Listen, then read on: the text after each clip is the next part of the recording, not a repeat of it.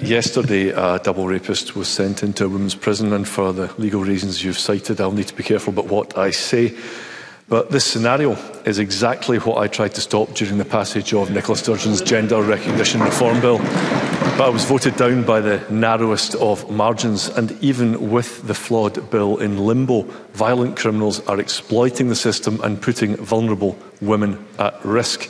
So can the Cabinet Secretary tell me why his SNP government think that any rapist should be allowed inside a women's prison? Cabinet Secretary. Well, of course, the Gender Recognition Reform Scotland Bill, had it not been stopped by another government completely wrongly, would not have changed the SPS's approach to trans prisoners, which is not dependent on the possession of a GRC. Possession of a gender recognition certificate will continue to have a minimal impact on how SPS manage transgender people. Their process is one based on the assessment of risk. I think that's the important thing to do. It's the assessment of risk. It's the assessment of risk for the individual, the assessment of risk for other prisoners, the assessment of risk for the prison staff as well. They have a tremendous track record in dealing with managing that risk. I would suggest they are far more expert in assessing that risk and dealing with it than any of us here in this chamber. I'll also point out this morning I visited SPS to discuss their management of risks in relation to serious and organised crime.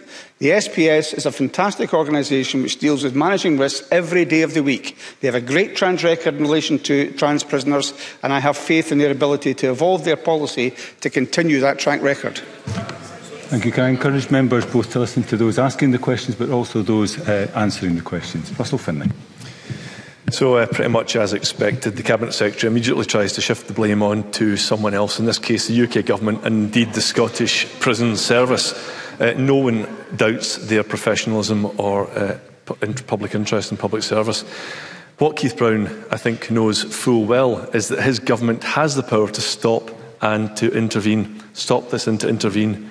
And I would suggest he familiarise himself with SPS Rule 15, subsection 1. He can put this right at the stroke of a pen or with one phone call. So today, will his government agree to direct the SPS to block this rapist and any others from being sent to a women's prison? Cabinet Secretary. It would have been more illuminating if Russell Findlay had actually listened to the last answer before going on to his preset next question. The simple fact is, I do, as I've said already, trust the SPS to deal with this. They do not, as is the case in England and Wales, have their process determined by the presence of a GRC. We don't do that in Scotland. That's not how it's done. So if somebody did have a GRC, it wouldn't guarantee them the right to be transferred to the place of their choice. Every single decision is carried out on the basis of risk.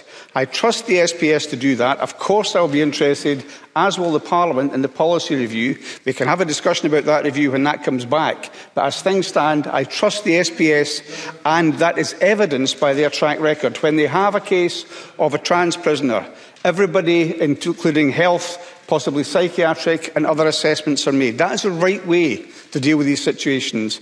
And if you don't think it is, as I say, look at their track record in dealing with this. It is exemplary, and it's ensured the safety of prisoners for many years.